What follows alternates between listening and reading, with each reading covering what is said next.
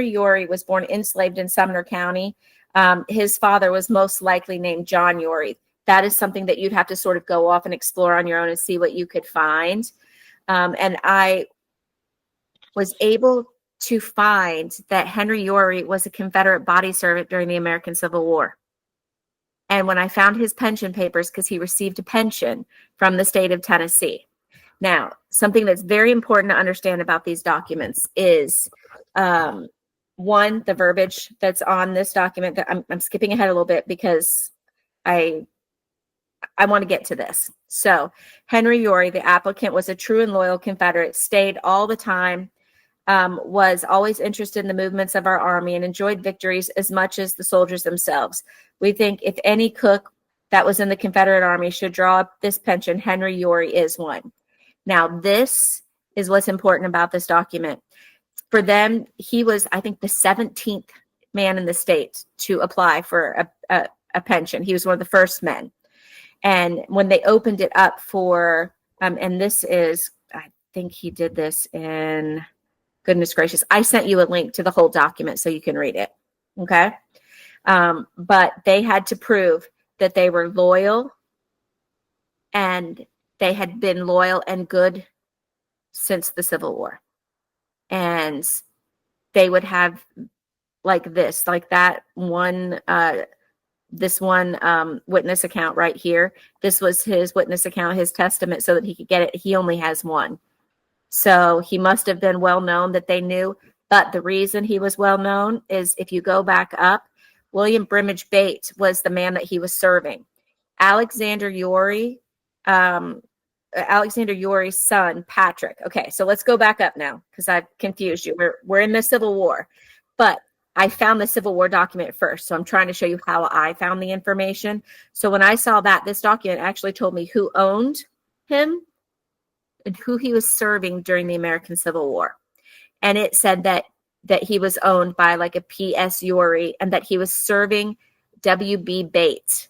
And when I saw that name, I was like, oh my God, I cannot believe this. This is insane.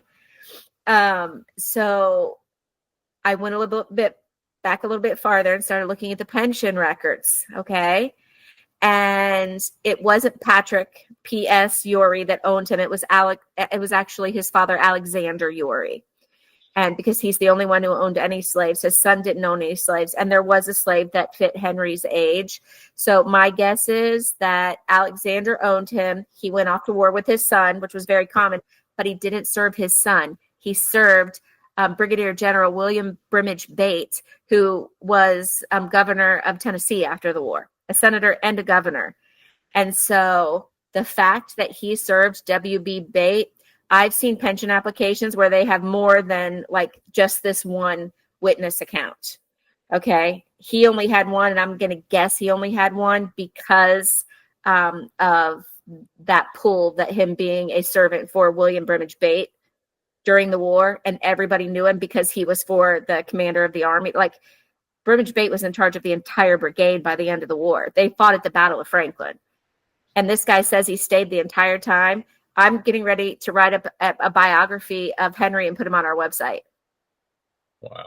Yeah, so that'll be pretty amazing. I'm pretty excited about that. When we saw it, I was like, oh my God, because it's so hard to find Confederate body servants that were still here at the end of the war, still with their, that haven't won, the people that they were with weren't killed.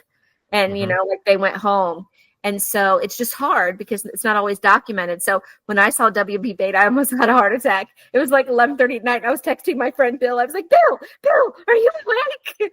It was W.B. Bates. So something very interesting that I want you to note is that sometimes people, the sons of the Confederate veterans, will take things like this and they'll say, oh, he was a Black Confederate soldier. He was not a soldier. He was forced to go, and he didn't have the freedom to leave if he wanted.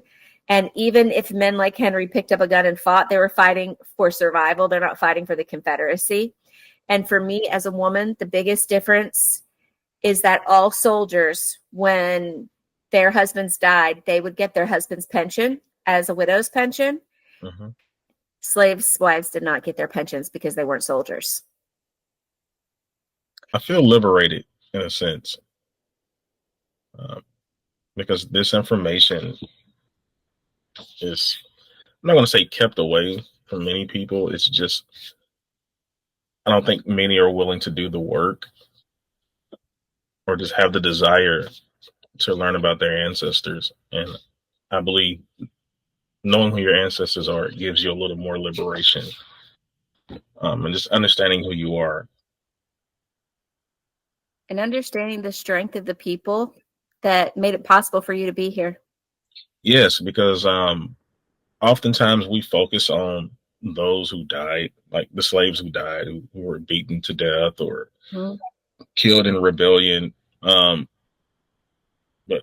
we don't focus a lot on those who survived the turmoil and the horrors.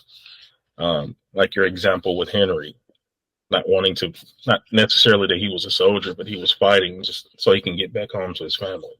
Absolutely. It just shows the strength.